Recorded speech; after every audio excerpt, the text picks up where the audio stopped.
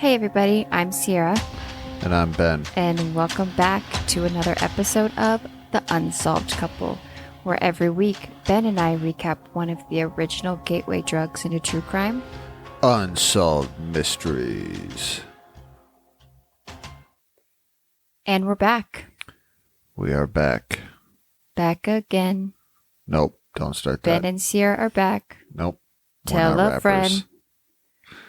Guess who's back? Guess who's back? No, you're not going to join me on that one? Nope, definitely not. Oh, it's season 1, episode 10. We made it to double digits. Yeah, you guys, this is like, we're like Facebook official now. I don't know what Facebook official means, but yes. You don't know what that means? No. It means that when you were in a relationship, it really only counted when you were Facebook official. Like when you would change your status. Ben doesn't have social media, so... Well, I have a Facebook, I just don't get on it. And... Yeah. But I think don't you remember back in the day, like... Did you not... Wait, you didn't get social media, though, till we were married. That was your first, like... Did you have a MySpace account? No, absolutely not. So you missed out on the nostalgia of, like, come out? The top 8 friends or whatever it was and the drama that might have caused. When did I have no Facebook come idea when. So MySpace date, release date? Okay, MySpace was popular social network from 2005 to 2008, but it was launched in 2003. Okay. So you never had that. Okay. And then I don't think you got I believe I got a Facebook right before we got married. I got one, I think. It was 2009. Mm-hmm. We were so married. Facebook was Harvard only in 2004, so you had to like be part of that club. And then it became a global social media platform in 2006. And we got married in 2007. Yeah. So, were you Facebook official? Yeah, I think so. When you got married, I hope. I think I had a Facebook before we got married. I know I had a MySpace before we got married, so I don't know. We are now Facebook official. Now on my Facebook, it says that I'm in a relationship, that I'm in not just a relationship, it says that I'm married. That's good. I'm happy to hear that. Can you imagine if I had like told you, or you had just found out just now that it was like, I think there's a subcategory in there that's like, it's complicated. We could really throw a lot of people off if I changed that. We'd get then we'd get the family really paying attention at that point. We should change it every day. Just every day change it to something different.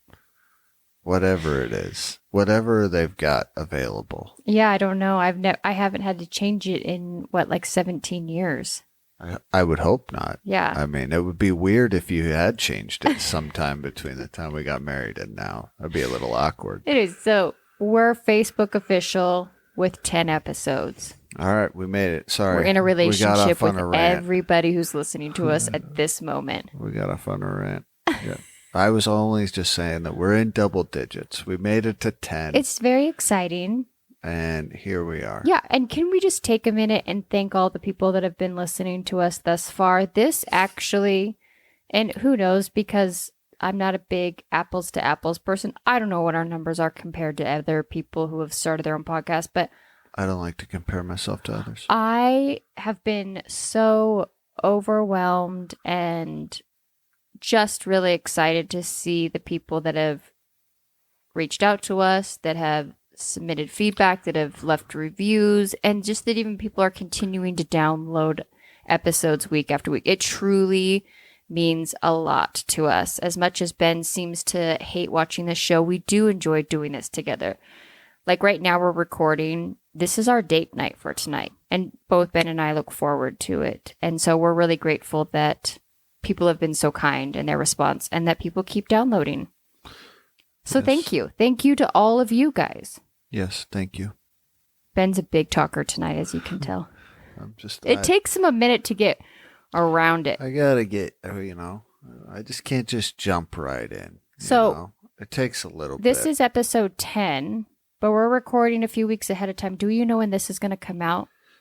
I don't know. I want to start wishing think we're, happy like, holidays to I people was gonna say, because I am think we're- obsessed with Halloween. This is going to be past that point. So I hope you all had an amazing Halloween.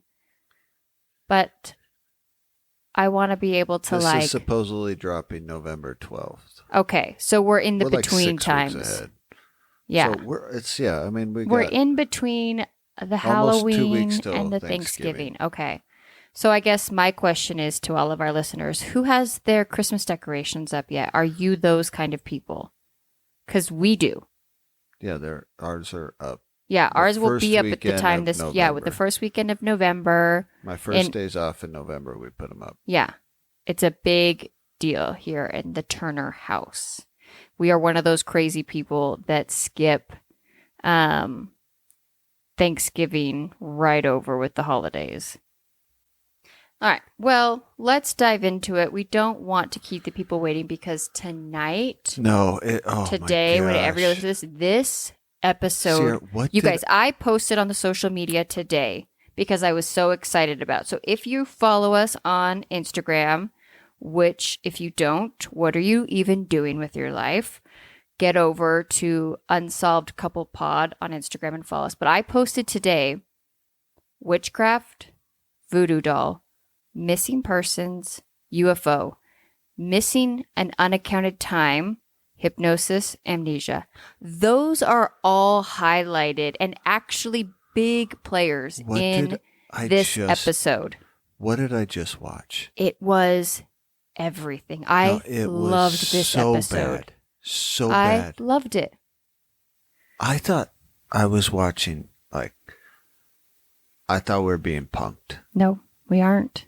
I was like, there's no way I'm supposed to take this seriously. Oh, but you do. Benjamin. I can't even begin to explain. It's such a good episode. What you guys, we just this watched. episode is all of the things. It's so bad.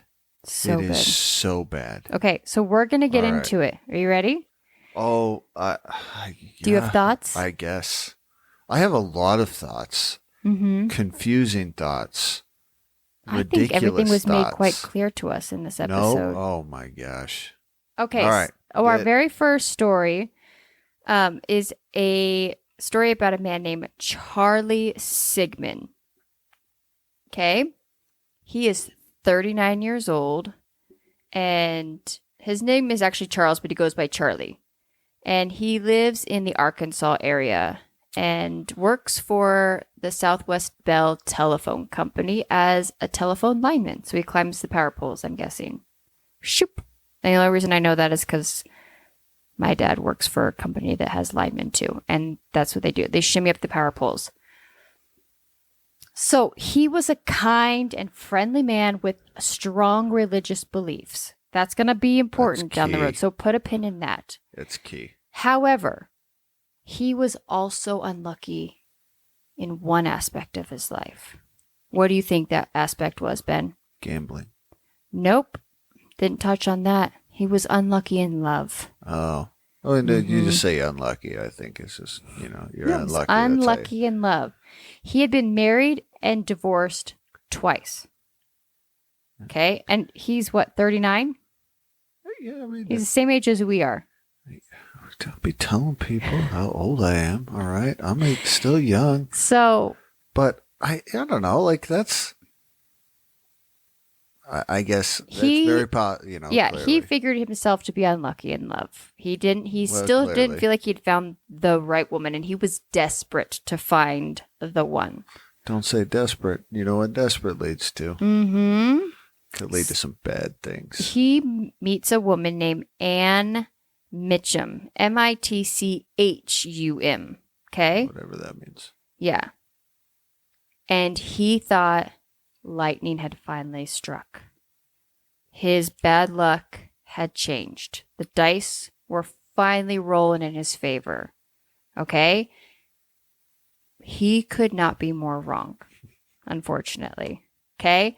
So, the early morning on October 19th, 1986, Charlie was shot 7 times and found lying face down on the living room carpet with blood everywhere, clothes disarray.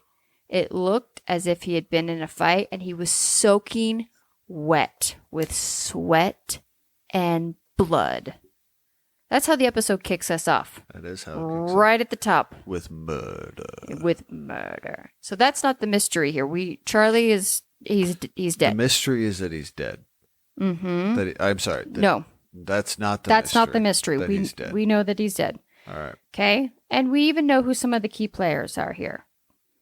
I'm going to guess Anne plays into this. Yes. Charlie loved children. And he was really ecstatic because when he fell in love with Anne, he'd also fallen in love with her 2 children from a former marriage that she had. Mm-hmm. He strived to have the best for this family.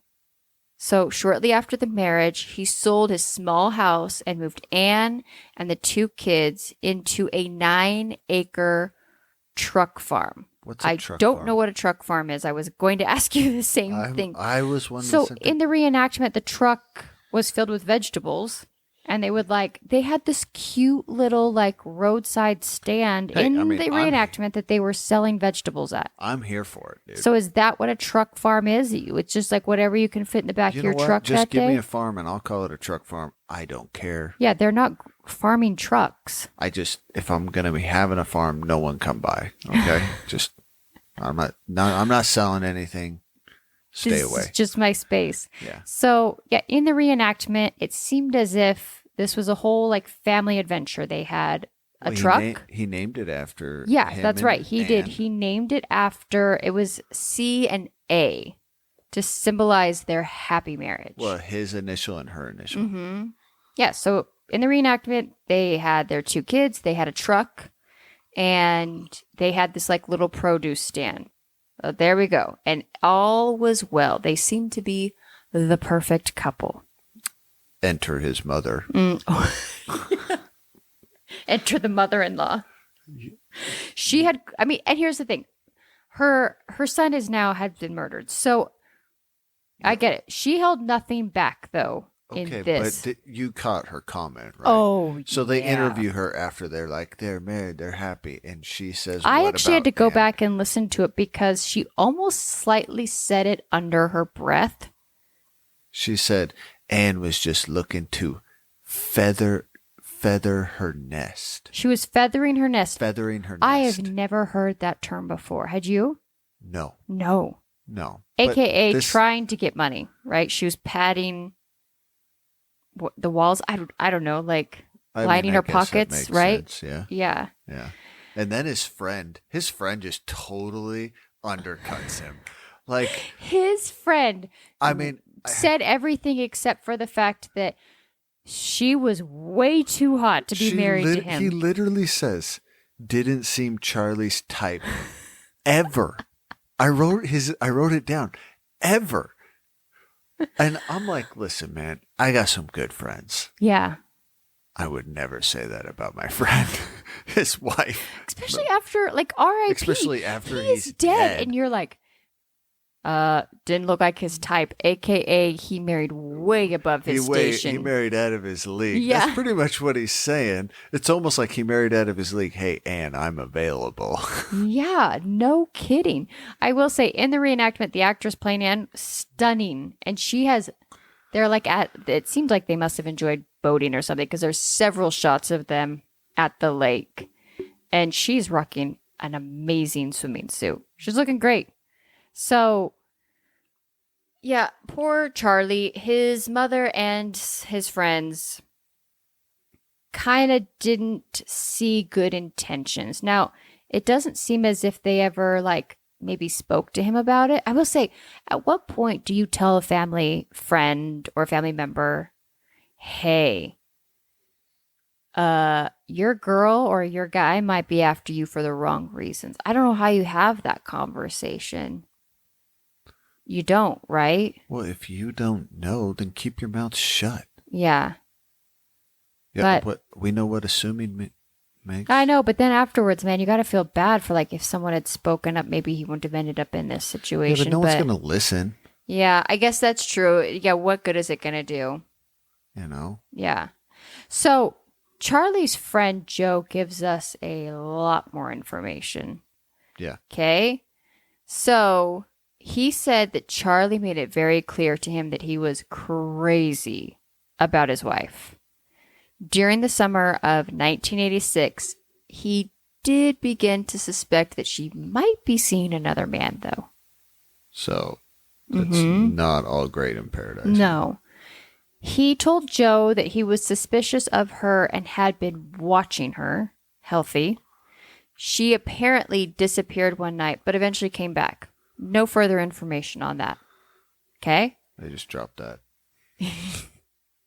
According to Joe, on another night, Charlie woke up in the middle of the night to find Anne was gone. You guys, I'm going to need you to buckle up for this next part. He thought that she had taken off again. So he got up, he looked around the house, couldn't find her, and he noticed that there was a light coming from outside the door. They had a shed in their backyard, like a produce shed. And he went out there, opened the door, found her sitting on the floor in a negligee. That's what he says, negligee. That's exactly what he says, negligee. But then he also gives us a second description. Yeah, he does. So she had a semicircle of candles around her and a poster of a drawing of a Satan-like figure on the wall.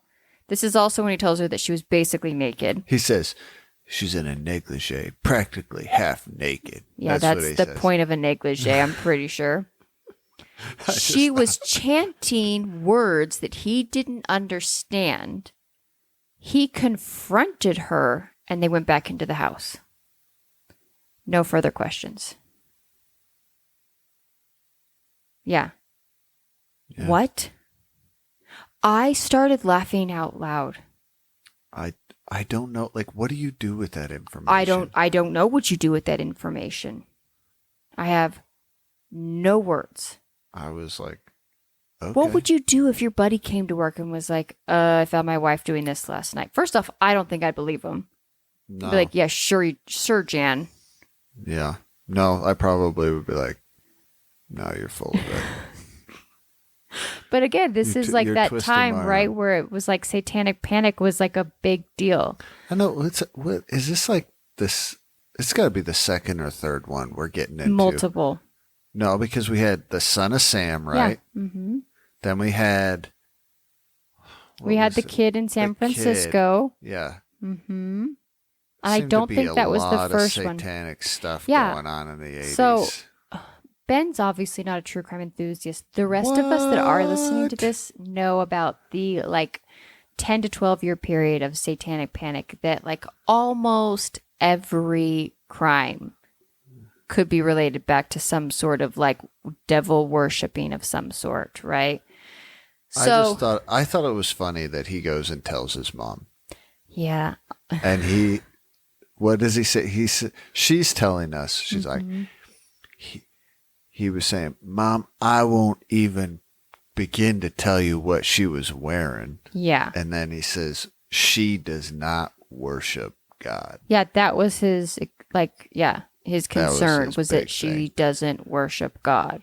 He also then tells his mother that 3 weeks earlier, he found a strange doll in the bedroom. Told his mom that she, Anne, uses this in witchcraft rituals, and a needle was through the heart. And it was laying on his pillow. Mm-hmm. He also reported finding satanic literature among her possessions, and he was certain that she was involved in witchcraft and possible devil worship. So this is enough for him to draw the line in the sand. Yeah. He's done. So there's trouble in paradise. There is, yeah. And that's it, man. He's like, listen, you don't worship God. Mm-hmm. You got a negligee on. You're half naked. You're half naked. The audacity. The audacity. get out. Get out. Get out. So, But you know what the worst part is? is it the next part that happened that I was so upset about? The most upsetting part of this episode. Yeah. There are 2 kids in the back of a fast-moving truck. Just casually holding on to furniture, and this is being filmed for the whole world to see. Who was in charge of safety on set that day? It was funny. What is happening? It's a different time. I thought it was funny. Robert Stack proceeds, as he's telling the story, he says, and the most upsetting part for Charlie was that she took her 2 kids with her. I'm like, Insert them into a back of a fast-moving vehicle. I was like, well, yeah. They are her his kids. They are her children, yeah. So, of course, I mean, of course she's going to take them with her. What's she going to be like? Leave the kids. I mean, yeah, it didn't sound like, at least at this point, that there had been any sort of file of paperwork or anything for any adoption or anything like that. So he has no legal precedence, I guess. But we're going to find out that she moves away to Missouri, right? Which I don't know how far away that is. I actually looked this up because they are right next to each other. So this Missouri town is right on the border. It's down by Arkansas, and that town he's in. It is close. Okay, so it's close. But this sends Charlie into a deep depression. And to add a little bit of insult to injury, she actually moves in with a guy named Gary Goff, who's a truck driver, once a policeman, no information on how that transition took place. And ironically, was a childhood friend of Charlie. So there's a lot of moving pieces here. So yeah, no surprise. This is like relationship number 3 failing for Charlie. This sends him into a depression. Yeah. And this is important because normally I don't like speaking ill of people that ended up in bad situations. It is important to note he had started heavily drinking. It seemed like that was kind of what he was using to cope with this sort of midlife marital satanic negligee kids moving in the back of a truck issue that he was having. He'd also received threatening phone calls from this buddy of his that was now hooking up with his wife. So it's not great. He had never made any police reports on this, though. That's also important to know. That there was no kind of history or, I guess, track of the growing tension between these kind of 3 individuals. So, on the night, let's get to the night in question. October 18th, 1986, Charlie is at his house with a, quote, old friend. Female. Mm-hmm. Take with that what you will. Hey, I'm not going to knock the guy. She's off living with some other dude. I'm not either, but I did find it interesting she wanted to remain anonymous. Wouldn't you? If I was single, no. If I was married, yeah. Seems like these little towns here, people seem to know each other really well. So, she's at the house with her friend, Charlie.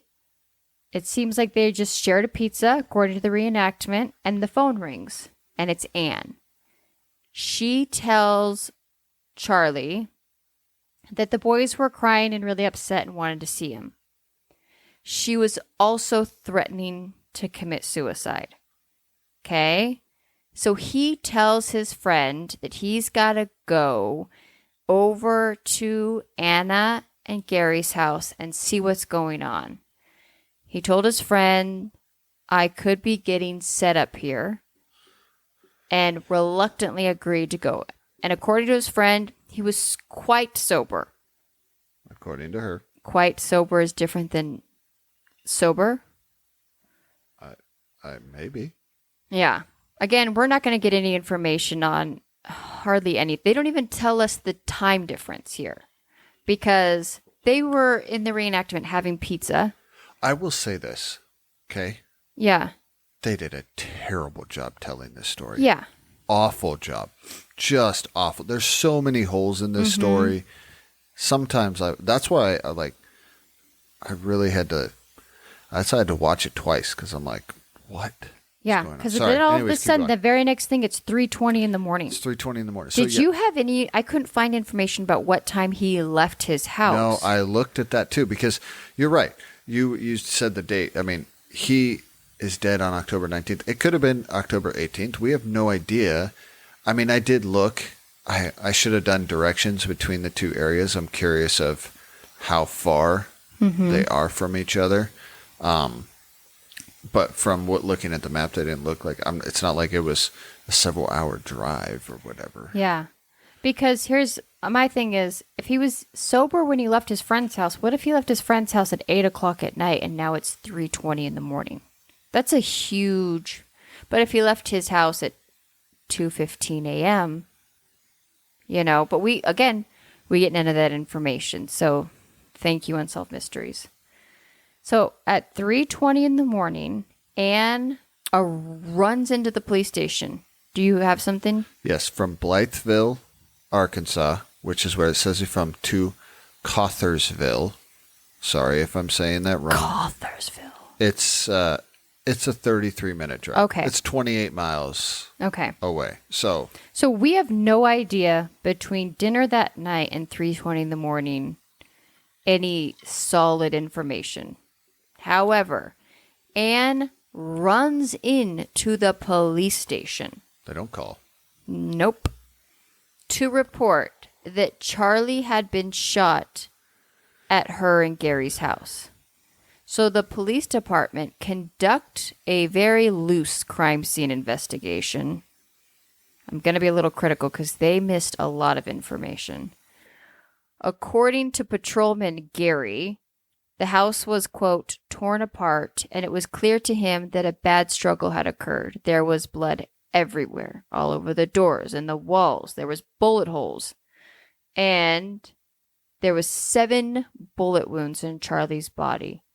2 on the inside of his left thigh, 1 in his upper left scrotum. Yep. 1 in the right jaw, and 1 on the outside of a right hand, 1 on the right ear, and the one in the front of his neck. That was the fatal The one. last one being the fatal one, according to the autopsy report. Also, 2 guns were found.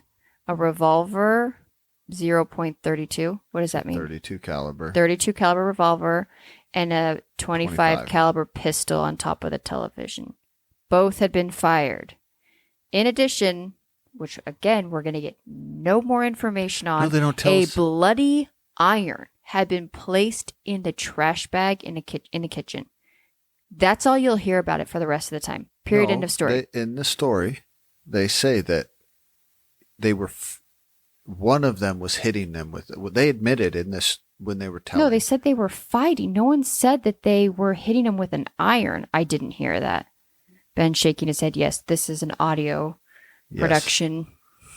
Yeah. Okay, agree to disagree. I heard it. I did not hear it. People weigh in and let us know if you heard it on the episode. I heard it. And vote for me because I'm right. So, Gary was arrested that night. He and Anne were interrogated at length. He said that, and Gary's arm was broken from a former incident, but again, we don't know. Did he get in a bar fight? Was this man a violent person? We don't know. They never tell us. Just that his arm was broken from a former incident or a recent incident or something. So, here's my notes. Hitting him with an iron. Oh, I'm sorry. Can you say that again? Can you say that again? Can you say it loud for everyone to hear? He and Anne were interrogated at length. He said that he struggled with Charlie, quote, hitting him with an iron. Okay. All right. So it was in the show. I just want to verify. And didn't you say you were right? Can I hear who was right? So who was right? Okay. So Sarah? yeah. So who was right? Benjamin, you were correctamundo on this one. All right. Let the you. record show. Thank you very much. You're welcome. It is now Thank goodness for out my into the world. well-taken notes that I'd shot myself in the foot. Yeah, sometimes you got to look further into your notes. I know. I should have looked ahead. So, but my question is, he first says he shared all seven shots, fired all 7 shots. We have 2 guns and an iron. Don't even get me. What were the police doing? I got so many questions. Okay. So many questions. So they go on to tell the police, and magically, of course, their stories line up perfectly, that Charlie had arrived at the house around 3 a.m. in a drunken rage, demanding to be let inside, forced his way inside, and started beating up Anne. Gary came to her rescue, even though he had a broken arm. He fought with Charlie, then shot him 5 times, then 2 more just to be safe with another pistol, and finally Charlie collapsed. However, the police and the medical examiner failed to do a blood test to see if Charlie had been drinking. Sure did. Yeah. His friend, his female friend, confirmed that they had not been drinking that evening. And if Anne's story was even slightly true, oh, that's right. Okay, so they talk about that if Anne's story was true, there still might be grounds for premeditation murder if her and Gary had both fired at Charlie. Again, there are 2 guns at the scene. Police conducted powder residue on the hands for Anne to see if she had tested positive for gunpowder residue, and it was inconclusive. So we know nothing more. Okay? So at this point in the story, the police have interrogated both of these people and then sent them home because they don't have enough to hold them. Their stories match up. And even the local policeman that was interviewed. So this is, let's be clear, because it is going to get a little confusing. I would say that's what I'm trying to this recap. This is the Clothersville,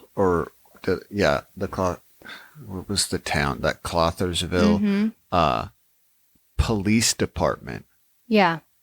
Clothersville, Missouri police department doing the investigation. Yes.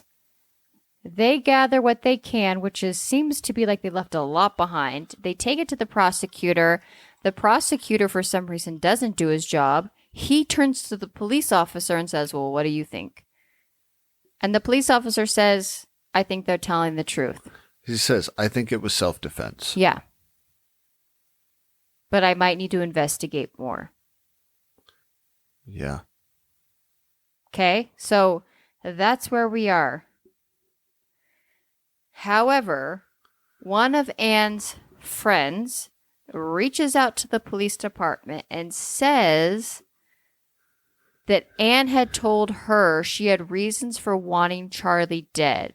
One of the oldest motives in the book was being there was some insurance money available, potentially.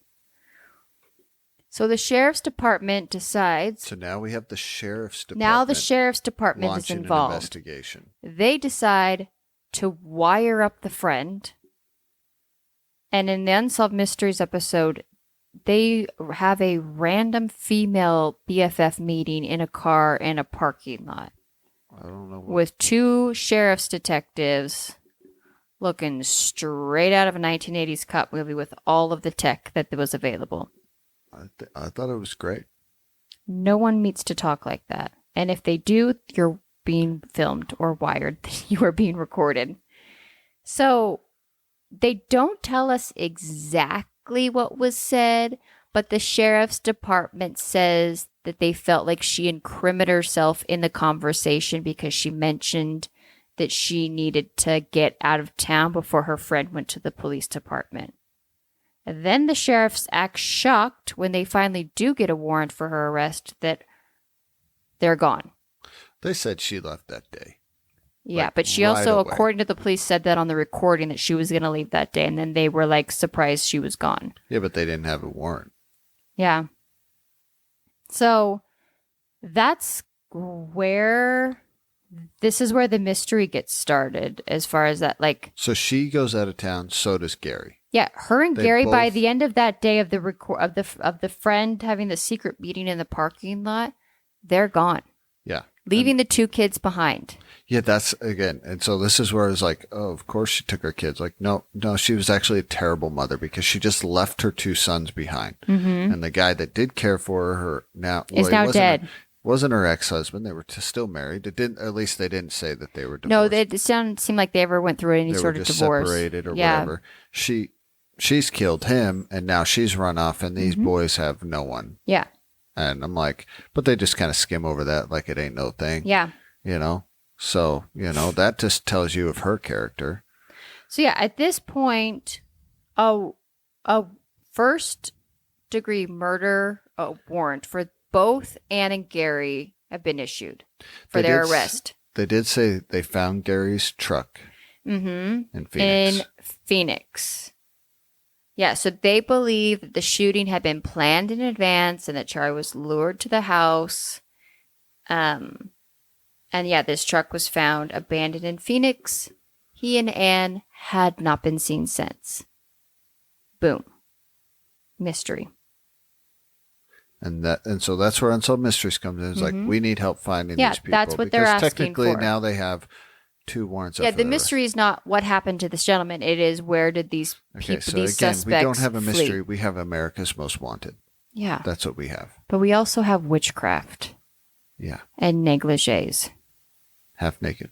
Half-naked, negligee witchcraft women and voodoo dolls. And she's just running amok in the country. Running amok. This Amok, voodoo amok, lady. amok, amok. What is that from? That's from Hocus Pocus.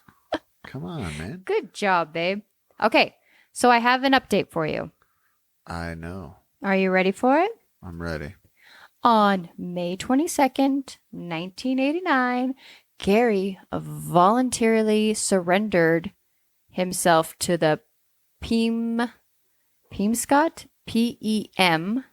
P-E-M-I-S-C-O-T, Pemscot County Sheriffs in Carthsville, Pemscot. Yeah. Pemscot, Pemscot. on the charges of first-degree murder. A week earlier, he contacted Sheriff Davis through a third party and said he was tired of running and negotiated a peaceful surrender. He still maintained, though, that Charlie's death was self-defense. However, he was happy to shed some light on a few oddities that had occurred. Would you like to hear them?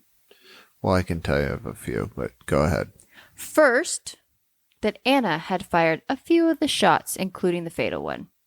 Her fault.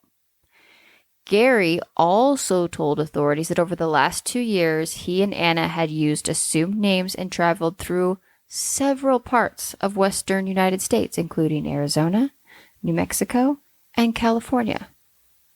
While living in Arizona, they stayed on an Indian reservation. I did read that. Okay? And according to Gary, She was doing witchcraft. she was practicing satanic rituals. He also claimed that she had threatened to kill him using her satanic powers. Mm-hmm. So, there you go. He actually turned himself in after they went their separate ways. So, their relationship ended in April of 1989, and then he surrendered himself. So he's so he pleads guilty, Mhm. gets 20 years. Yeah, ended so up he getting pleads released guilty after and does 13. what one of your favorite things, the Alford plea.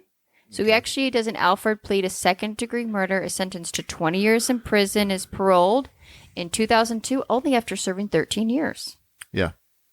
So I will say, so before we got to the update, right, it was as Unsolved Mysteries is ending, they pretty much say law enforcement is conflicted on this. And they interview the detective from the city police. Mm-hmm. And he's like, I still think it's... Yeah, he was convinced this was still self-defense. But then he's like, I think it's self-defense. I just think they need to come in and let's get this worked out. And then you have the sheriff. And I will say this. He's clearly playing his cards close to the chest because he says, hey, once this trial comes out, everyone's going to see that this is not an accident. Mm-hmm. And it's too bad because this guy just pleaded guilty. So we get none of So the we information. never get to see what evidence. But clearly it had to have been good evidence for this guy to plead guilty to a 20-year sentence. Well, and I did a little bit of research on the Alford plea too. Not just anybody can do it. It has to be, the circumstances have to be correct. So there has to be, even the prosecutor is still held to the burden of presenting an overwhelming amount of evidence for that to be possible. I think that clearly they had a case, right? Because not only are they just for murder, this first degree. So they're saying these guys planned it. And that's what I don't understand. The police officer is like, doesn't look at the city guy, doesn't look at any of the evidence. Like, this guy's shot 7 times. 2 different guns. So you're telling me. And beaten with an iron? So you're telling me this guy comes in.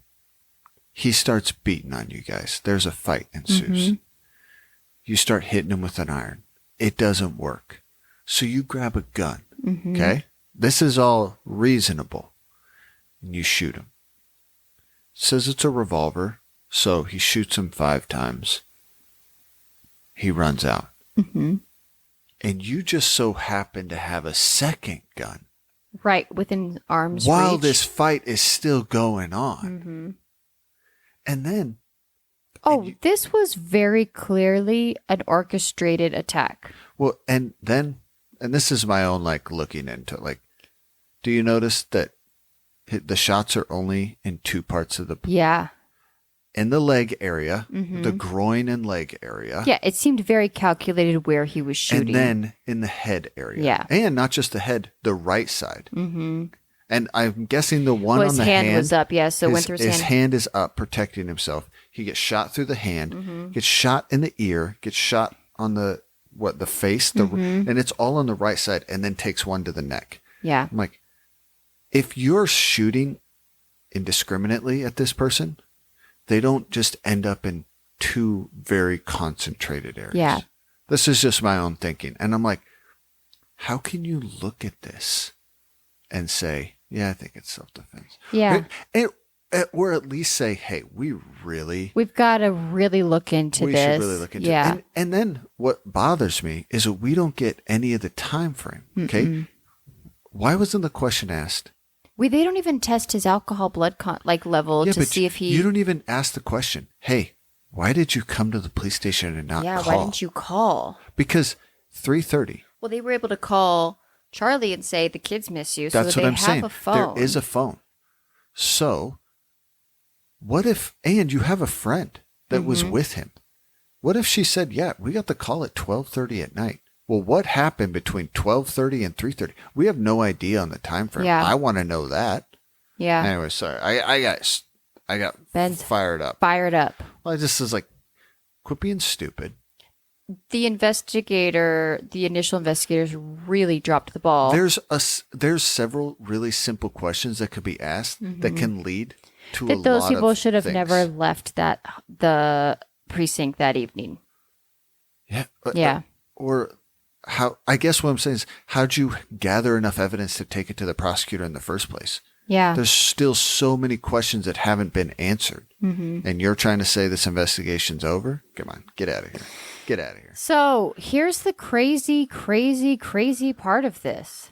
Anne is we didn't even still get to that. out there. There is still a warrant out for her arrest. They have no clue where she is. They do assume and presume to this day that she is alive.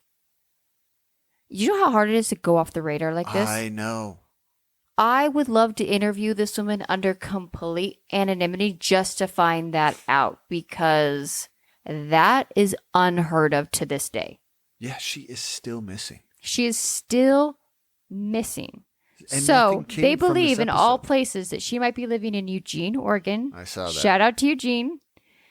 And or the Phoenix, Arizona area, which I think is funny because actually, oddly enough, most of our podcast listeners are in those 2 areas. Yeah, so are if you Eugene, know Oregon? Ann, yeah, so if you know Anne, turn her in. She's still got a warrant out for first degree murder. Yeah, she does.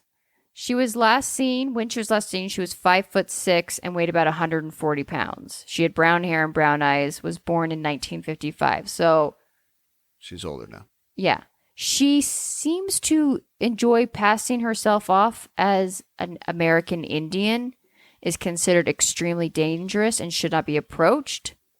She may still be involved in Satanism. Witchcraft. Her family, however, does believe that she has passed away at this point. So, her family actually believes that Gary might have had something to do with it. So, there you go. Kind of a crazy, some solved, some not. Yeah, that is wild. So, they do believe that if she's still alive, she might be going by the name Andy Hayes or Andy Partlow. So, there you go. There you go. All right, Ben. I hope you guys are ready for what is going to happen. Oh, my gosh, Sarah. I'm so excited for this. This is so bad. Let's go. This is so bad. Let's go, baby. So, Robert Stack comes in. Did you notice where he was at, too? Mm-hmm. He was at an observatory. Observatory, telescope, whatever, thingamajigger. And he tells us that we have this phenomenon taking over the country. Okay? And it's called missing time. Have you ever heard of this, Sierra? Have you ever heard of this before? I actually had not heard of this before. Yeah. I mean, sometimes I get lost of track of time, but I don't think I've ever blamed it on aliens. It's usually my ADHD. Oh, that reminds me. It's October. It's National ADHD Awareness Month. Okay. I just forgot and remembered just now. That's an ADHD thing right there. That just tells us everything we need to know about it right then and there. Anyway, so no, I lose track of time all the time. It has nothing to do with what these people are going to share with us. So Robert Stack tells us there's this phenomenon going out supposedly in the world called missing time. Mm-hmm. And we don't know if it's true or not, but we got some stories about it. We're going to dig deep and find out, though. We're going to find out together. Yeah, so we got 19-year-old airman Robert Matthews, and he tells a story. He comes in, and we get an interview from him, and he tells us a story on October 1st of 1966. He's reporting for duty at an outpost for the You also never heard anyone ever get picked up at an outpost like this before. Well, it was during Vietnam War. Oh, okay. So this is during the Vietnam War, so... Anyways, he gets dropped off by a bus by himself in front of what's called Dutra's Market in Cape Cod. And it's late at night. It's 8:45 at night. Mm-hmm. And Super late. The bus driver tells him, hey, just call the base and they'll come pick you up. Got it. So at 8:45, he picks up the payphone and calls the base. Mm-hmm. Says, hey, I'm here to report. And they say, okay, hey, we'll send a Jeep for you. He then gets off the phone and is standing in front of Dutra's Market, and he looks up. What do you think he sees? The night sky. Yeah, but he sees something in the night sky. Starlink. No, not Starlink. Matthew sees three lights, and they're coming kind of towards him, and they're out there. They're spooking him, and he gets real scared. Yeah. And so he thinks, you know what I should do? Call the base. I should call the base again. Yeah. He says he gets this fear over him, so he goes and calls the base again. And to him, it's only been a couple minutes. And the base answers and is like, where have you been? I'm like, what are you talking about? I've been waiting here for you guys. When are you getting here? I'm super scared. I'm super so freaked scared. out, man. Please come help me. And they said, we sent a car. You've been missing for an hour. It's now 9:45 at night. Yeah, so they're saying we sent a car, dude, and you were which I can imagine back then, like soldiers going MIA for a little while.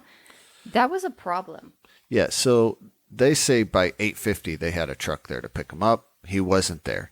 So they go pick him up, and he's like now in there getting interrogated. And I thought it was funny. They thought it was super important to tell us that and did you see in the reenactment, he's sitting in this chair at this metal table with the one light. It's like the whole thing. It is like giving you all of the vibes on what you think a typical interrogation. And there's like is. several men around And there's him. like 3 men around him. But it's very important that they tell us he's getting interrogated by plain clothes guys. Yeah. CIA. Men in Black. Men in Black. Right?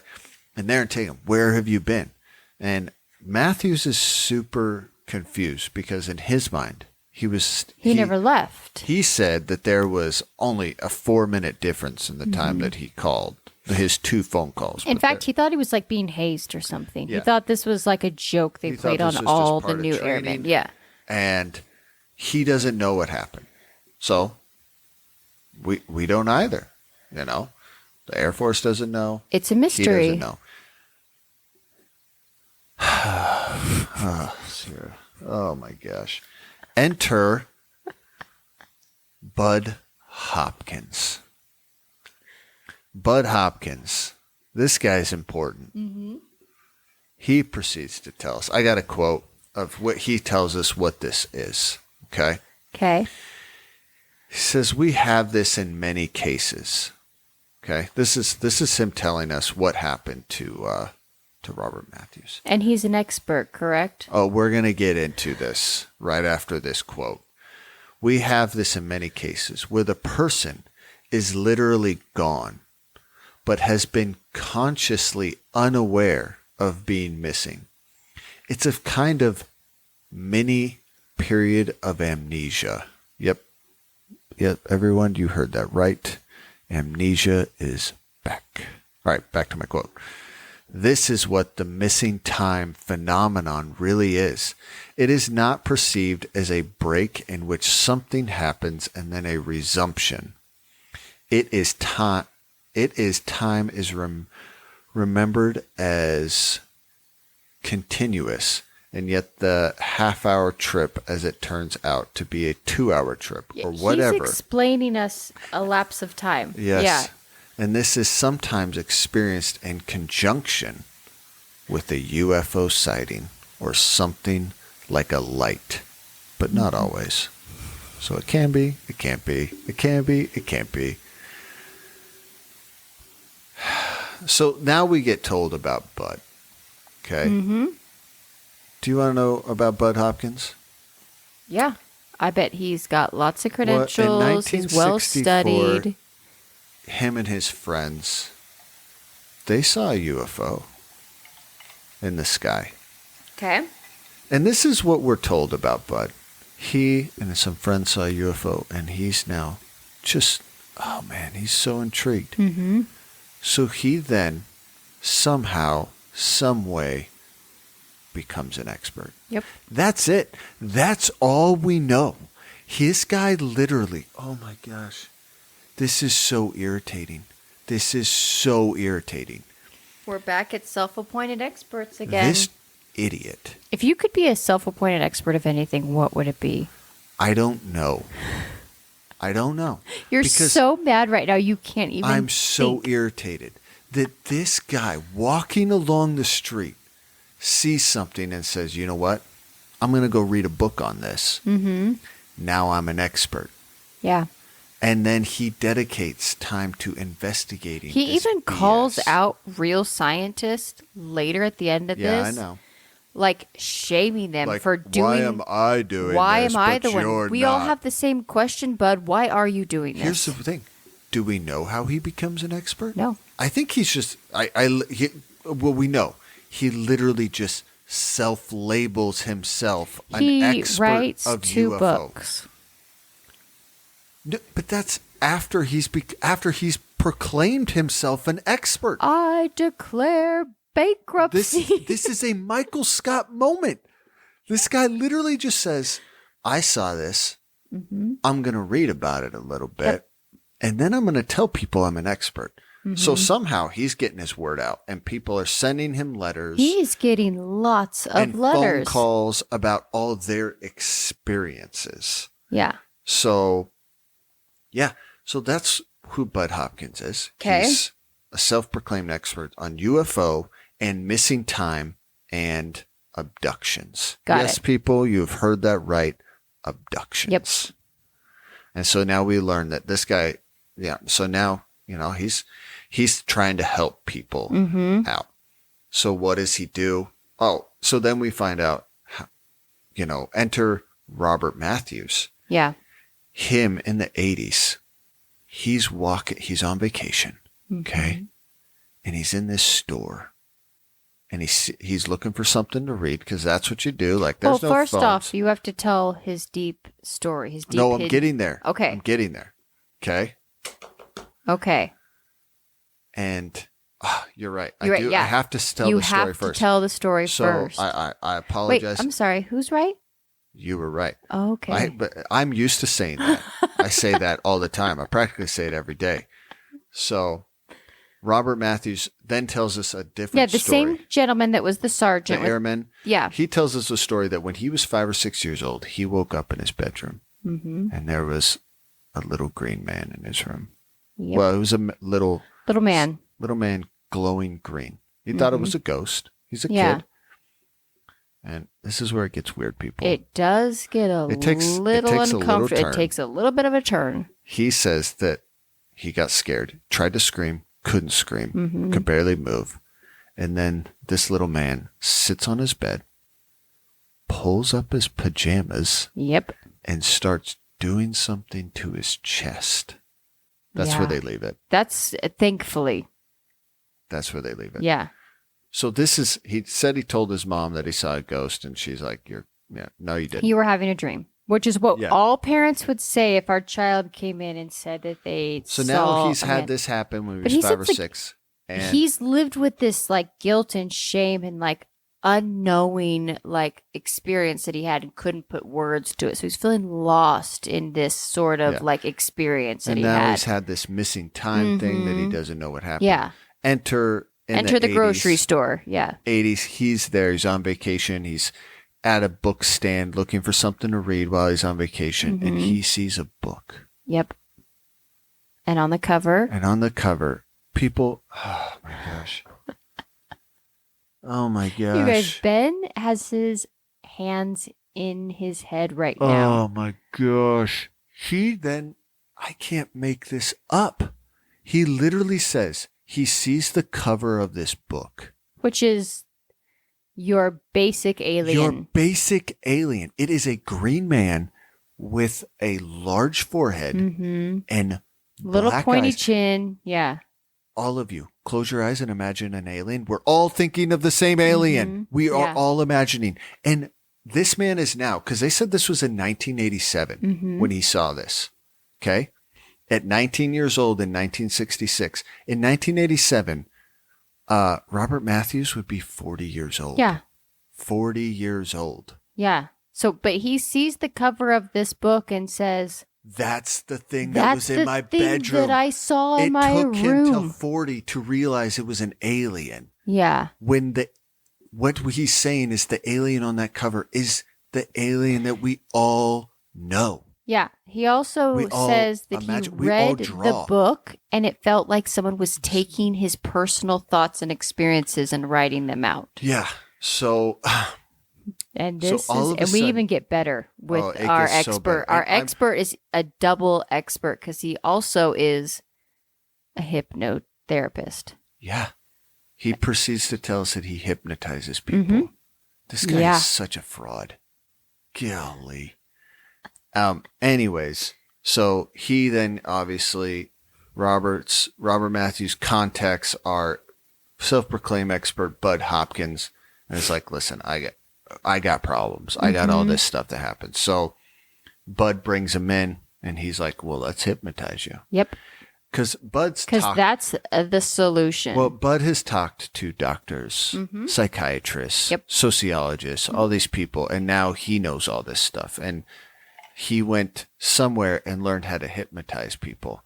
I didn't know that was a thing. I'd be worried, people. If a guy says, hey, I can hypnotize you. Turn the other way. Go the other way. I'm just, golly, the trust that people have in crazy people, it is just fathoming to me. This is why I don't talk to anyone. Golly. Anyways, so he hypnotizes him. And of course, guess what? He's able to unlock able to the remember entire everything. experience Yeah. from that missing time. He even takes Unsolved Mysteries back to Dutra's Market and walks him through. He literally says They are walking the parking lot. They're showing us where all of these things took happen. place. Yeah. So he proceeds to tell us what actually happened that night in 1966 where he lost an hour. He says the light came to him so fast. He couldn't even blink. And then a ship appeared and a ramp came down. And he just then decided, hey, you know what I'm going to do? I'm going to walk up this ramp. He walks up. He sees 6 dudes in there. And 6 aliens. Yeah. Okay. Then he sits down. All of In a sudden, sterile, like clean environment. It's like a hospital bed sort of thing. Yeah. Sits down on this chair, the bed, whatever's in there. And he said, all of a sudden, poof.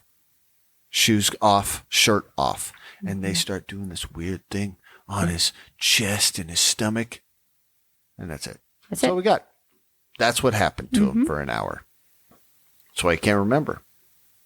Bet you didn't know that. Bet you think, hey, man, where'd that hour go? That's probably abducted. Yeah. That's probably what happened. At this point, though, we're like introduced to a huge host of characters, and we don't have time to like go through all of their stories, but we've got like a support group going on. No, so we're going to get, so Bud comes in, and we get a lot from Bud is orchestrating things. They took 2 segments. They took a commercial break. You and guys, then came back this was and told actually the majority of this episode. This was like 25 minutes of this episode. This is one of the longest stories that we've had on Unsolved Mysteries. It's awful. Yeah. It's just awful. I thought it was awesome. Bud then tells us that he's like, I've had everyone I talk to, they're telling me the same thing. They tell me that after I hypnotize them and I put all these ideas in their head, they tell me the same thing. They tell me that they walk up this ramp and they're in these places and they describe these people all the same. They're little green people with large craniums and black eyes and mouths no ears. that don't move and no ears. Yeah. I'm like, oh, wow. Everyone described an alien in the same way? That's so shocking. Yeah. You've riddled me surprised. Golly. So then what does Bud do? Bud has started support groups. Yeah. I can't. This guy is the jack of all trades. You need an expert? He's there. You need to be hypnotized? Call Bud. You need Want a psychiatrist? Yep. He's Give there. him a holler. Yeah. Yeah. So support groups. We even get Susan Fox, who's a clinical psychologist. Yeah. And she starts telling us, she's had at least 11 patients. But only several are believable. Only 7 she believes that have been abducted. But she's like, and of course, they bring in multiple and the series of every single person over, like we get a few talking heads all saying the same thing. What are they saying, Ben? I mean, I wouldn't even believe it if it didn't happen to me. Yeah. I'm such a skeptic. That's so crazy. The BS that comes out of everyone's mouth in this world is just fathoming. Well, I don't think it's BS in the fact that I think you get a but that's group mentality. Like you want to go into the psychology of like fitting in and group mentality and like suggestibility and stuff like that.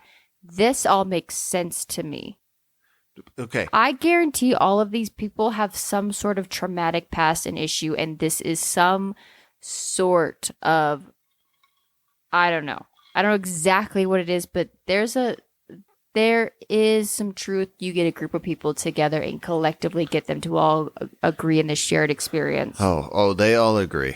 And here's the best part. So we get interviewed by multiple people tell us. Yeah, we get lots of interviews. Right. And it we're escalates. not going to go into all that. Yeah, it escalates. So we kind of get a little bit of this, one of these support groups. Mm-hmm. And we get Christina Florence, who's a New York choreographer. Mm-hmm. Right? They're sitting around. Did you notice what she said? Oh, yeah. How could you not? She went up to everybody real quick because now all of these people are talking about their experiences. And not that none of them have had just one experience. That's the best part. They all start doing a measuring contest. They've all had multiple. Mm-hmm. And they ask Christina, how many have you had? And she says, I've had at least 10. Yeah. 10 abductions Yeah, she says. claims that she's been abducted by aliens at least 10 times. This is where we go into commercial break. Mm-hmm. Then we come back. Yep. And we get to hear Christina's Yeah, we get story. to hear her whole story. And I'm going to try to be quick with her story. She says that her and her sister, they were teenagers. They're driving through the Mojave Desert. They get Mom was driving. Yeah, mom is driving. They get into California somewhere. Little bit of car problems. Car overheats. She pulls off, and the mom's like, "Stay here. I'll come back." I got to go grab some water. And the mom supposedly tells him, "Keep the windows up and the doors closed. Stay here." In the Mojave Desert. Yeah, I know. I was like, probably shouldn't do that. Sister gets out and it walks to the back of the car and like gasps with like, "Oh my gosh, what is that?" And then Christina says, her and her sister like wake up laying on a blanket. Like in green, beautiful grass. Yeah, on a grass. And that I can tell you living in the desert doesn't exist anywhere. And then, but the very next second after that, we actually never go back to the grass. No, she then gets hypnotized. Okay. Oh yeah. Okay. So they go from the grass to driving away. Yeah. Then she says she's laying in the grass, and then the next. So she's got like these 3 memories: her sister at the back of the car, laying in the grass, and then quickly driving away. Yeah, they're driving at a Dodge. Period. End of story. And then they never talk about it. Yeah. So she says years later, she calls her sister, and her sister's like, "Hey, do you remember that one time where that weird thing happened? You should call Bud. I know this expert. Yeah. His name's Bud Hopkins. He's super smart. Knows everything. He's like the best at this. He's been abducted like 20 times. So you should call him." So what does Bud do? He hypnotizes her. And now she remembers. And we get video footage of these hypnotizing sessions. Yeah, it's awesome. It really made me want to take a nap. Yeah, I think that's the point. They looked comfy. And it's amazing, man. No one remembers this stuff until they go talk to Bud, and then all of a sudden they have these crazy stories. And she proceeds to tell us now she remembers. Sister's at the back of the car. She goes out there. They see this light. Shocking. Freaks them out. They get back into the car. They're trying to hide. And then she says she's on a ship. She's laying in this sphere room. With millions of knobs. With knobs everywhere. Not a flat surface to be seen. And there's this screen, and it's like super flat, and it's like going around, and it's got like 3D images. And it's not attached to anything, though. And it's going around, it's circular around the room, and it's doing like 3D images of her brain and her body. But she also has someone in her ear telling her that her sister's okay. Yeah. And then she has rubber pants on. That's what she says. Yep. With things attached. We don't know what they are, but she's got these rubber pants. Clippies attached. With things attached. And then she wakes up in the grass. Yeah. That's it. But she was hypnotized, and now we know. Bud got to the bottom. We don't get any of her other stories about her 9 other abductions. I don't want to hear any more. And then again, you guys, this then takes another radical turn. Oh, yeah. Bud comes back in. I got the quote. And he collectively takes all of these experiences, and he's drawn one conclusion. Ben, what is the conclusion? So Robert Stack asks us, why? Why is this happening? Why is this happening to people? Why are these people missing time and being abducted? Well, Bud's figured that out. Yep. Okay. He tells us, ultimately, and I quote, ultimately, the focus becomes reproductive, and the interest seems to have to do with taking sperm and ova samples. And the whole central focus of the physical part of it seems to deal with the idea of an ongoing genetic experiment. And these abductees are, let's say, involuntary victims or specimen in this ongoing genetic experiment. Yes, end quote. Yes, you heard that right. Yeah. I did not see that coming. How did you not see that coming? I Well, saw that coming you from the did? beginning. Yes. But that Bud was going to draw that conclusion that this is some sort of regenetic crossbreed mutation scientific experiment. This is the most ridiculous thing I've ever heard. So yes, we have I will to say, take it to what the bothered me is the clinical psychologist gets back on and she makes a wild claim. She claims, okay, so I have endometriosis and I have all of That's right. these, right? And this is a genetic problem in my family. And it is debilitating. It causes infertility in some people. It makes life miserable once a month. It causes all kinds of other health issues. This lady makes the blanket statement that she believes that female reproductive issues, period, so anything in that general area, is very rare, which already cool, lady. But that if she sees a higher percentage of those things in women that have been abducted by aliens. I am sorry. What? Yeah. As women going into a physician's office, already half the time everything's blamed on hormones or weight or whatever. And now we have to contest that this might also be an alien abduction problem? Lady, sit down. You should not have a license to teach or to practice whatever psychology you're practicing. That is a scary assumption to make. It was wild. And so, of course, Robert Stack comes back and tells us, do we have any proof? No. Yeah, But it could be happening. could be. This is the most ridiculous thing I've ever heard. I love On a UFO serious- stories, but this one seemed wildly out of pocket for me. But this is... this is presented to us like a serious story. Mm-hmm. And I'm like, this is not a serious story. So I did a little extra research. I looked into this Bud Hopkins All right, guy. give us the rundown Well, on Bud. first he's passed away. So R.I.P. you Bud. know, don't want to spit He's on got a all the man's answers grave. now. But he maintains this till his Till death. his end of day, yeah. He pushed for this. He continued to talk about this. I actually read a couple interviews that he did with some people. It was on Nova. That it's like anyways, science thing. I don't know. Okay. And I've read some other things. I don't want to get into it because I don't understand. But he started making some wild accusations about like them abducting and reproductive. Even it got a little like more crazy. skinwalker sort of stuff. No, but like they were Planting aliens inside yes, women. and then they took them, and then every once in a while they would like get to see them. Like the moms would be able to get. What? Here's the thing.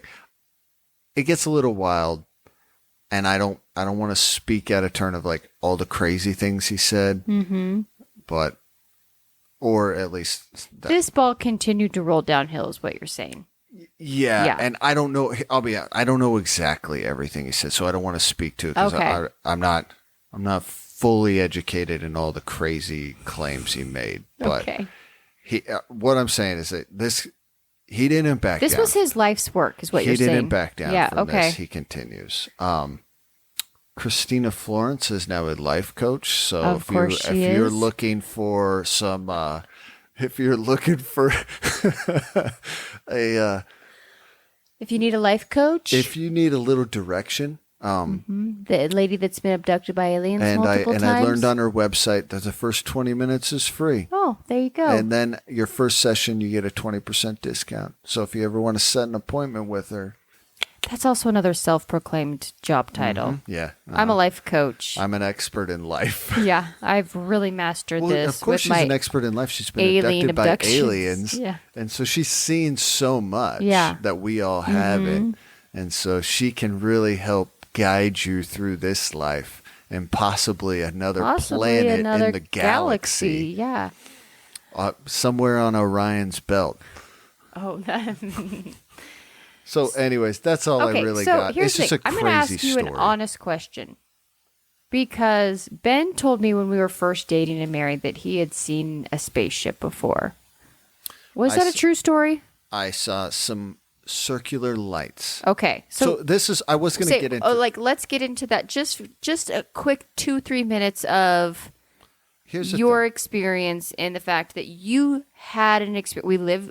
We lived in Oregon, which is a hot pocket for these kinds of things. So please share with us. So I was on a camp out with I was in the Boy Scouts back then, and it wasn't just me, but multiple people. Now I'm not ready to call it a UFO. Okay, fair. I saw some lights in the sky. But they were acting. They were just circular lights. Okay. Okay.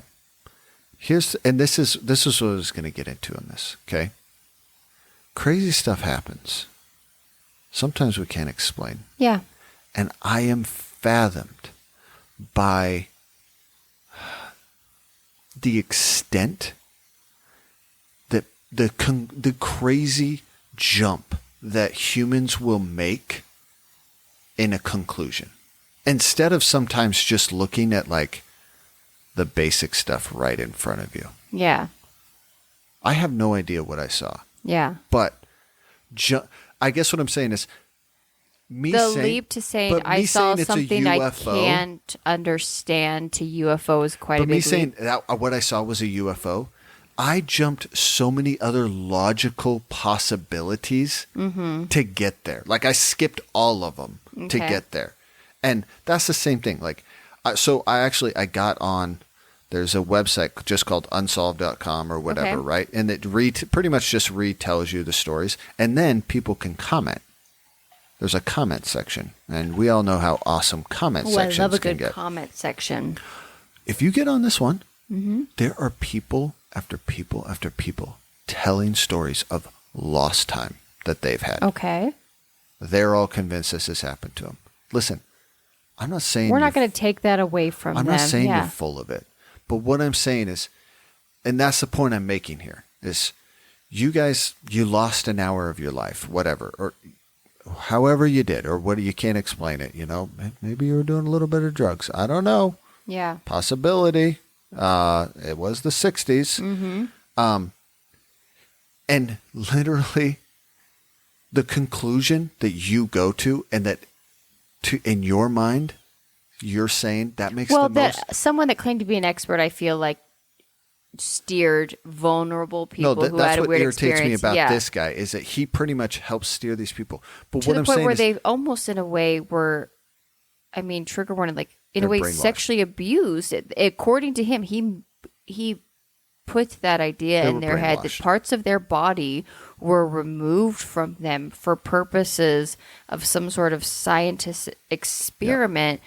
That is a wild concept to implant from someone having a missed time experience. But what I'm saying is, you say, I'm missing this time.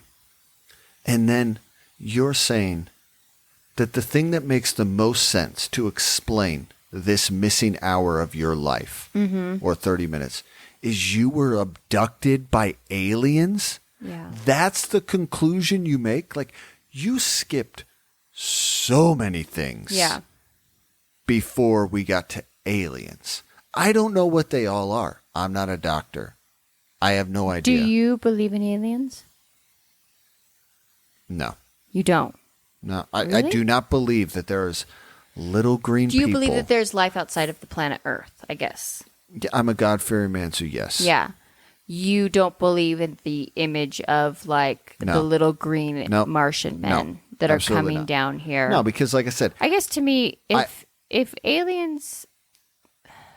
I think I want to believe in the idea of it. I love alien movies. I love all of the things about that.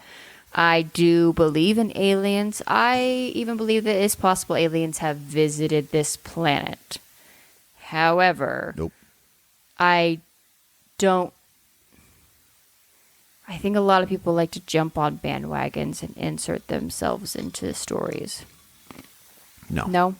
You don't? Yeah.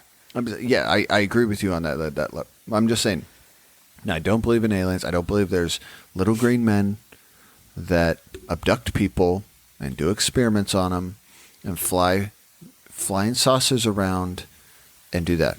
I mean, what about Roswell? What Area about 51. I mean, technically a bunch of documents were just declassified, sharing all kinds of crazy, like, technically UFOs are a real thing. It's just an unidentified flying object. An unidentified flying object. Yeah. And what I'm saying is, before we jump to the conclusion that there's a little green dude flying around, we might want to like take it step by step and try to solve those mysteries. There are mysteries out there. Yeah. And I'm not taking away from people's experiences and what they saw or what they think they saw. You want to attack it in more of a logical, one step at a time. Let's follow where the facts would take us. There's a strategic way of doing this. And it's here's not the to thing. jump if to you the go craziest through all conclusion. of those things, whatever they are, and that's your end result, so be it. But I'm going to need to see some receipts first before you start telling me you've been probed by an alien. Well, there you go. Send in receipts. Got screenshots? Let us know. But you know what? So it's like, but I just knocked the mic big time. Let me tell you this. I've never had any sort of alien encounter or an unidentified flying lights in the sky. Never in my life. Ever, ever, ever. The closest thing I got, and Ben will laugh at this story, was a few years ago. Do you remember this when we were in Oregon? We were at my parents' house. Yeah. It was me, you, and my dad. Was my sister there? Maybe. I don't know. We like to go for walks like at night after, because my parents live in the middle of nowhere. And we like to go for walks. And it's beautiful, but it is pitch black. And of course, we always get each other a little freaked out because there are bears and cougars and things like that. So that's usually what we're on high alert for. But we were looking around and my dad literally gasps and points up to the sky. And now, mind you, where my parents live, we have no cell phone service because we're away from the house. And we look up and there is a trail of lights flying in a direction, all perfectly like organized, just symmetric, and it's same moving speed, fast. and it's moving fast. I, for several minutes, for like the 15, 20 minutes, I took a video. I tried to take a picture. I couldn't seem to get one. My adrenaline was up. I was like, this is insane. I've never experienced anything like this. This is wild. I, though, being like a lover of all things mystery, was also like excited that I was finally getting an experience that everyone who's like, I would be the least person. Da, da, da, da. No, I would be totally fine if some of these random things happened to me. No ghosts, but I can do flying lights in the sky. I was so excited that I was getting to witness all these things that people were talking about. And then we got home and I looked it up, and just to find out that that was Elon Musk Starlink. I was so disappointed. And that's what I'm saying is sometimes my mind went there very quickly. We were all talking. None of us knew what that was. We had because never seen this before. We want it to be, right? You want to see something cool. You want to see we something want to be a part of different. something like rare and unique. That's human nature. Well, and we want to be a part of something that's unexplained. Mm-hmm. I get it. We want to believe that the world is much bigger than what we are.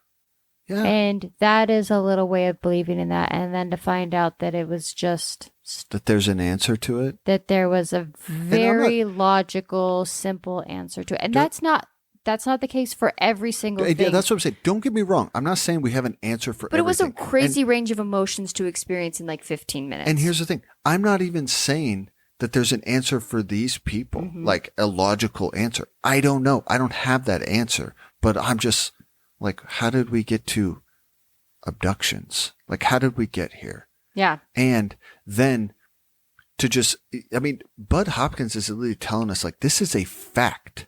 It is a fact. Yeah, he was speaking from a place of authority big time, which I think can potentially be very dangerous. Which And that's the best part. And He's also, talking to I us was like doing it's a fact. some research on hypnosis because at some point it was actually allowed for a while to be entered into court as like, and it still can be on like extremely rare cases. But one of the biggest critiques from like the medical community about hypnosis is that when someone is in that very relaxed meditative state, it's actually easier to like implant ideas Yes, in I their read head that too. than it is to pull ideas out. That's what it's like. We've So actually these learned people that potentially could have been hypnotized by Bud, and whether he realized what he was doing or not, he could have put in a lot of thoughts and ideas in their head that now they've had to carry around for the rest of their life. Here's That the they thing. do believe were real.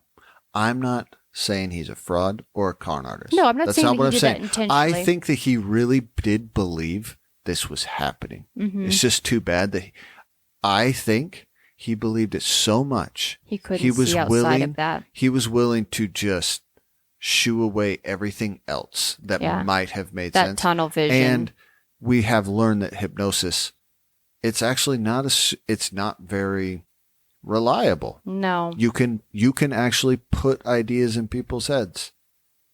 And Yeah. so It has, yeah. There's a Anyway. lot of concerns about it. So anyways, that's my rant. mic drop for Ben. You guys, this is.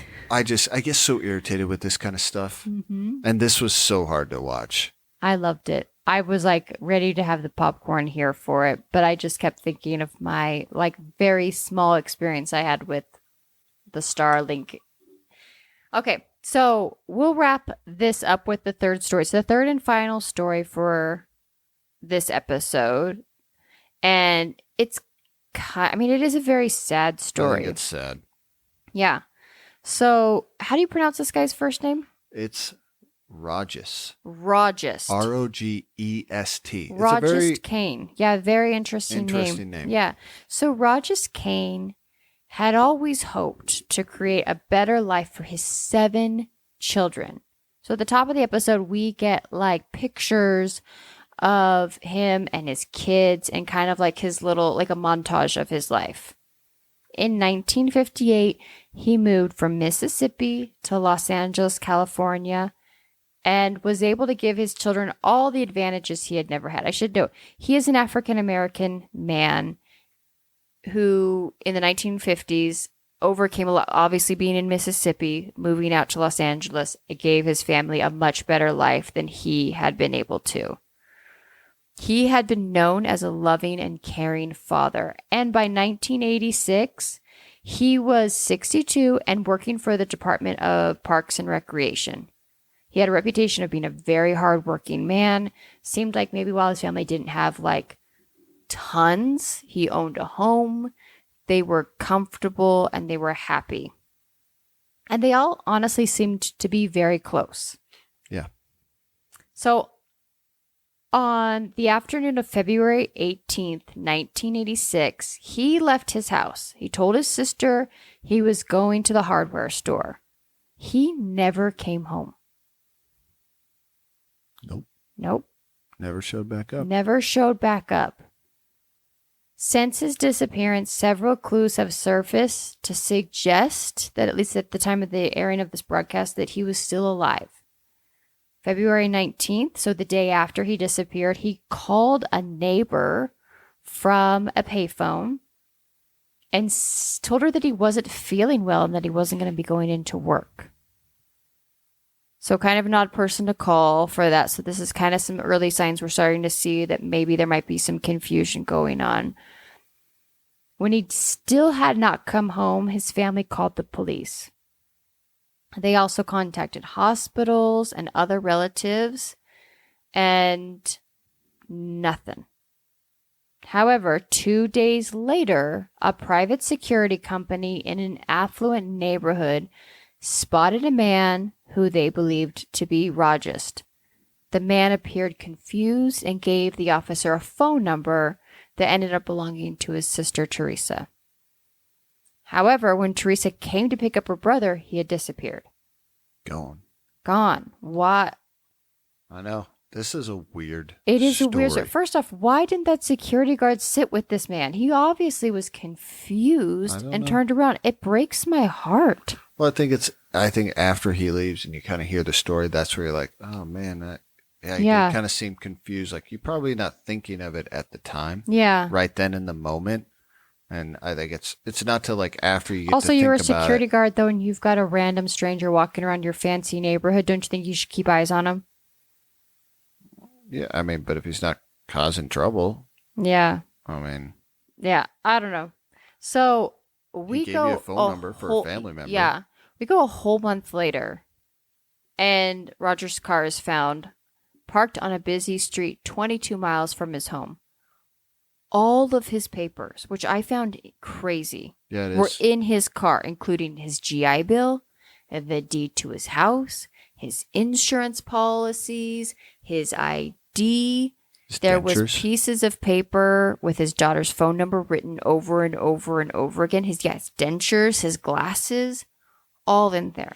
I don't know anyone that drives around with that kind of papered information. Deed to their house? Yeah. So the gas station next to the abandoned car, the family learns that he had taken the car to the mechanic actually the day after he disappeared. So back on the 19th. Yeah. And the mechanic gave him an estimate for a couple repairs that needed to be done. He paid him in cash before he even did the work. And it seems like he just never came back and picked up his car. Yeah, we don't know. Like, they did kind of give that information. So Rogers was slurring his speech and walking kind of oddly when he left the mechanic. And the mechanic said he walked down the street away from the gas station and he never saw him again. So authorities and his family believe at this point that maybe he had suffered from some sort of stroke, which can cause memory loss. Fair with his age. Yeah.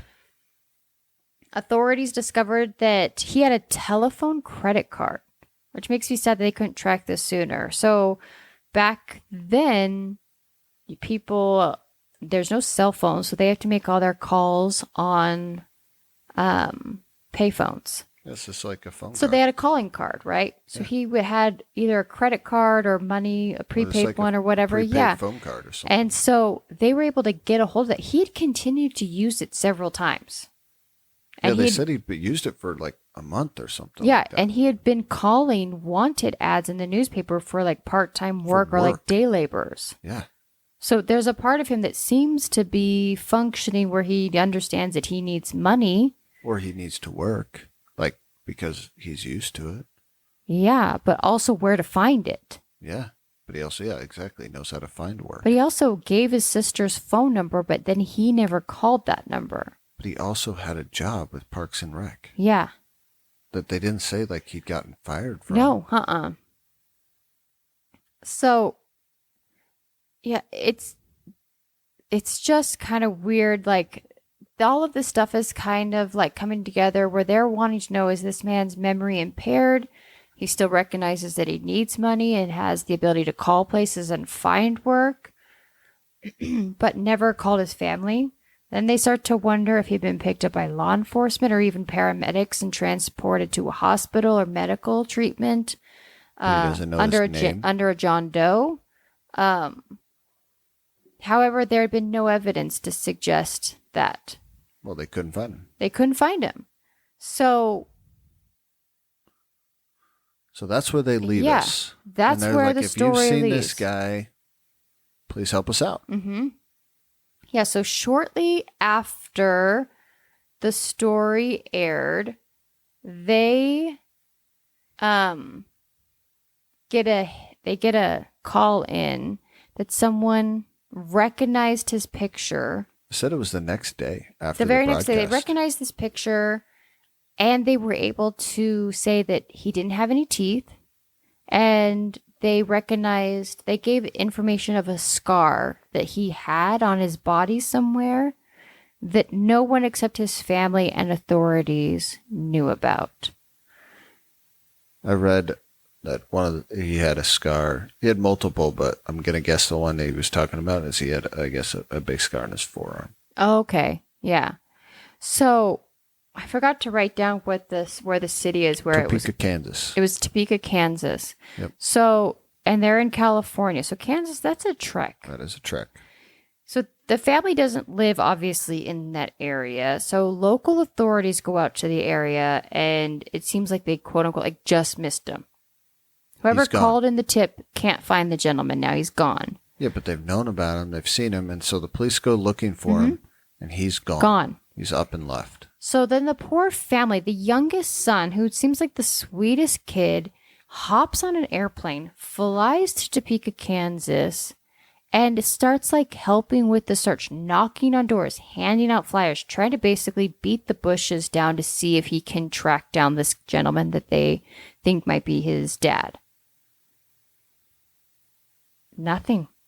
Well, so they say like they think he got there. The son says that it turned out that a truck driver had given him a ride and supposedly he didn't know his name. So the truck driver just named him. Oh, yeah, that's right. He gave it. Yeah. So they named him Elmer. And the truck driver's last name was Jackson. So he said his name was Elmer Jackson. Yeah. So he was telling people that his name was Elmer Jackson. So it kind of leads more into like he didn't really know who it was.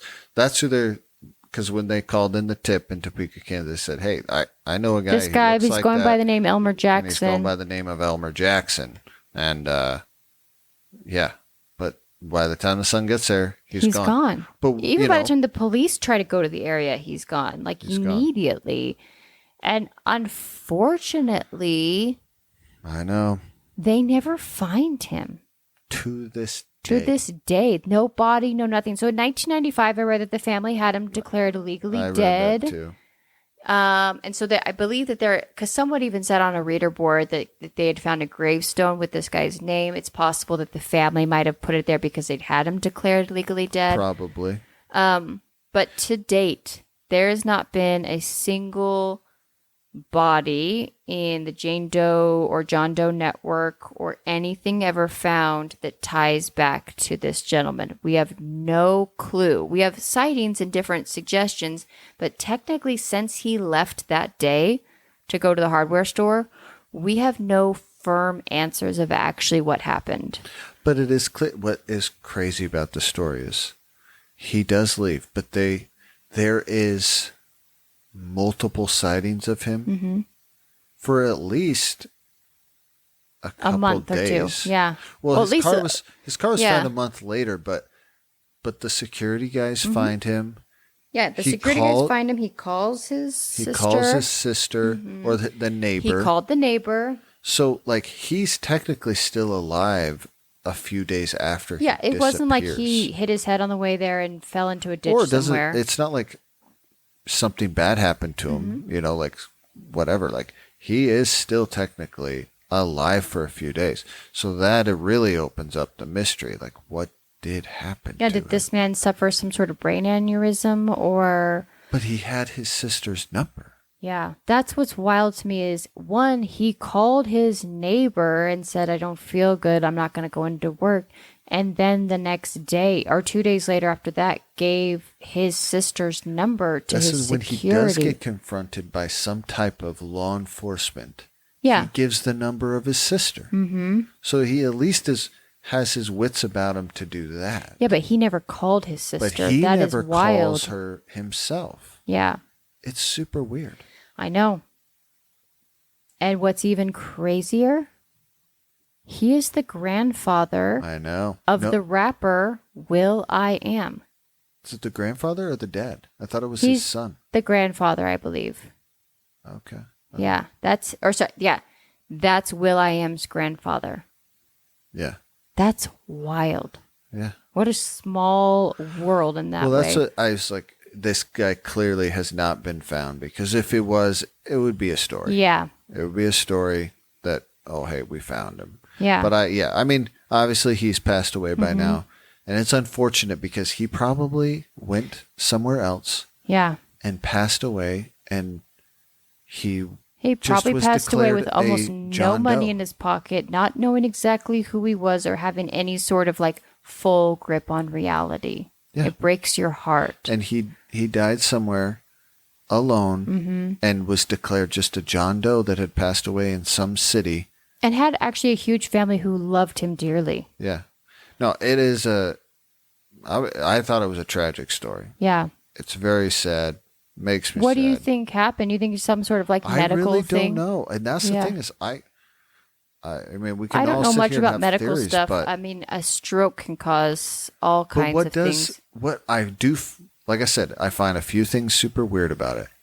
He had his sister's number. Mm-hmm. He at least knew to give it to people. I'd kind of already said that, especially, but what I also found it weird is if this man was him in Topeka, Kansas, mm-hmm. which, I mean, at least the clues that they give us, it does lead you to believe that it's him. Yeah, his son said this was the best sleep that they had had basically since he had walked out the door. What makes it weird is he supposedly had been in Topeka, Kansas for a while. Enough for that some people knew who he was. Mm-hmm. And then for law enforcement to like get the a next sniff, day, he just up and leaves. That makes me feel like he's running. Yeah. For what, I don't know. Yeah. And why, we don't know.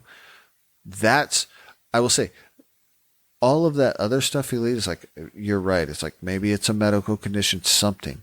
But then for him to be in Topeka, Kansas, like I said, to people to know who he is, mm-hmm. and then to go on the run again, or to disappear again. Yeah. I don't know. It's weird. Yeah, so it's a mystery. All right, guys. So that is our episode. I'm going to just do our little homework spot before we go into our quick question to wrap this up. So if you guys have any questions or feedback, please feel free to email us at unsolvedcouplepod@gmail.com. Please follow us on Unsolved Couple Pod on Instagram.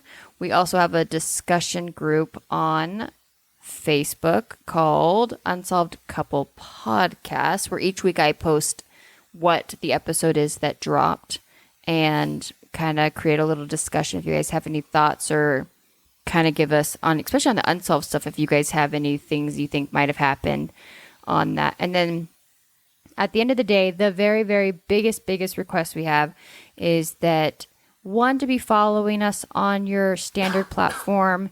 And if there's like these little 3 buttons, you can go up there and you can just have it automatically download into your feed.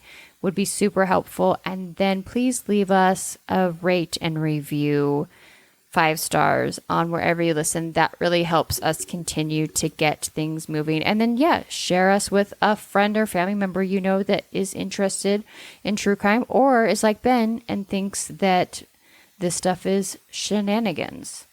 Okay. So, Ben, are you ready for your question tonight? Ready. It's pretty quick and simple. So... 35. Have you been told in the past that you look like a celebrity? And if so, which one? Yes. Mm-hmm. And you know. 2. Okay. I actually don't know his name. Okay. Let me look it up for you. It's the guy from Heroes. When that show was big. I think it was only big for, 3 seasons? Yeah, you and I, we were very poor at the time and did not have cable, I think. No. So we only would watch... It wasn't really my jam. Gabriel Gray. Okay, I'm going to take your word for it. Yeah.